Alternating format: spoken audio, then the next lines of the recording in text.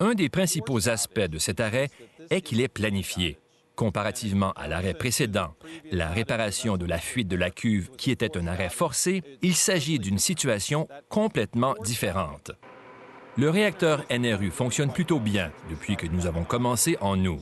Nous suivons un cycle mensuel qui comprend un arrêt de 5 jours chaque mois.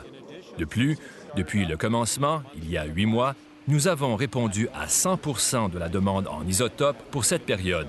Ce qui devrait être notre 9e arrêt de 5 jours durera en fait 1 mois, et ce, à compter du 15 mai. Avant l'arrêt, nous devrons atteindre un grand nombre de cibles afin de produire des isotopes dans le cœur du réacteur, ce qui nous permettra de produire des isotopes pendant 6 à 16 jours après l'arrêt. Nous intégrerons ces stocks au réacteur, ce qui nous permettra de réduire la période de temps pendant laquelle nous ne pourrons pas mener notre production à partir du réacteur NRU. De plus, nous avons fait connaître les dates de cet arrêt au reste de l'industrie il y a déjà pas mal de temps. Ils ont donc ajusté leur calendrier de façon à pouvoir fonctionner et produire des isotopes pour compenser la perte de production du NRU. Nous sommes donc tout à fait prêts pour cet arrêt, car nous avons fait nos devoirs en matière de planification et de préparation. L'organisation sera en place et tous nos outils de planification aussi.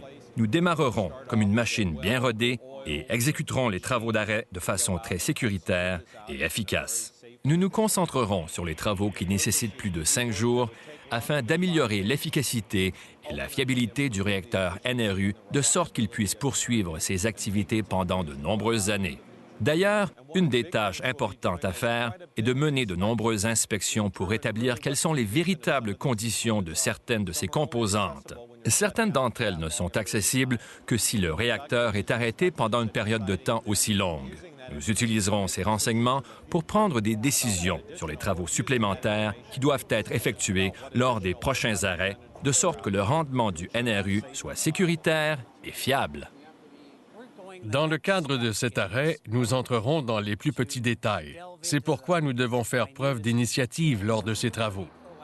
Nous avons élaboré une nouvelle génération d'outils d'inspection qui nous permettront de faire un examen plus poussé de la cuve du NRU.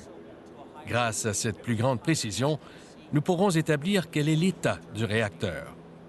Une bonne centaine d'employés participeront activement à la planification de cet arrêt. Nous avons eu recours à des experts de toutes les autres divisions du NRU afin d'assurer la sûreté et d'obtenir les licences. Du personnel des ateliers d'usinage travaille à ce projet sur les lieux. Nous nous sommes consacrés à la conception et à la fabrication d'outils très spécialisés pour effectuer ces inspections et ces travaux de réparation.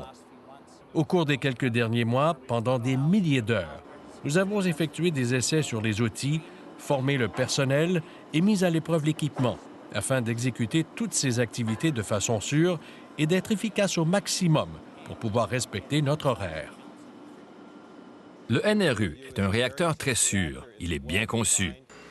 L'arrêt comme tel ne fera qu'améliorer sa sûreté. Nous avons beaucoup appris lors de l'arrêt pour réparer la cuve et nous avons appliqué toutes ces leçons, en plus d'autres tirées de l'expérience de l'industrie, pour que cet arrêt soit, selon moi, très bien mis en œuvre et exécuté. Le NRU est peut-être vieux, mais il n'est pas au bout du rouleau.